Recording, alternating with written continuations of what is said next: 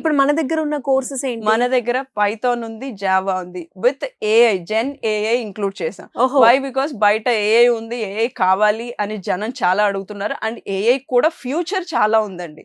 Present ఉన్న freshers కి లేదు, ఫర్దర్ గా వచ్చే స్టూడెంట్స్ కి బాగా ఉంది. సో ఇప్పుడు మనకి నెక్స్ట్ వచ్చేది 26 పాస్ అవుట్ స్టూడెంట్స్ అవును. వచ్చేస్తున్నారు. అవును. ఇంకో 2 months లో వచ్చేస్తారు వాళ్ళు.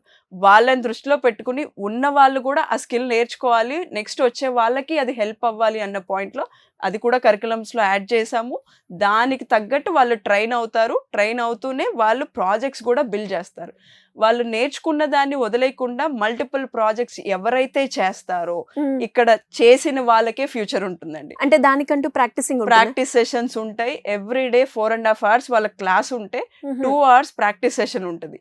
మా క్యాంపస్ లో ప్రాక్టీస్ హాల్స్ ఉన్నాయండి. ఒక ఫ్లోర్ మేము ప్రాక్టీస్ సెషన్ కి వదిలేసాం. ఓహో అక్కడ సపరేట్ మెంటర్స్ ఉంటారు. వీళ్ళ క్లాస్ లో ఉన్న మెంటర్స్ కాకుండా ప్రాక్టీస్ సెషన్ లో సపరేట్ మెంటర్స్ ఉంటారు. నాకు తెలిసి ఒక ఇన్స్టిట్యూషన్ లో ప్రాక్టీసింగ్ సెషన్ కి ఒక సపరేట్ హాల్ ఉండడం అనేది చాలా రేర్ మ్యామ్. మేము క్లాస్కి ఎంత ఇంపార్టెన్స్ ఇస్తామో దానికి ఎక్కువ ఇంపార్టెన్స్ ప్రాక్టీస్ సెషన్ కూడా ఉంటుందండి. అది యూస్ చేసుకున్న ప్రతి స్టూడెంట్ వాళ్ళు జాబ్ క్రాక్ చేసిన తర్వాత వచ్చిన ఫీడ్బ్యాక్ లో వాళ్ళ ఇంపార్టెన్స్ కూడా చెప్పారు.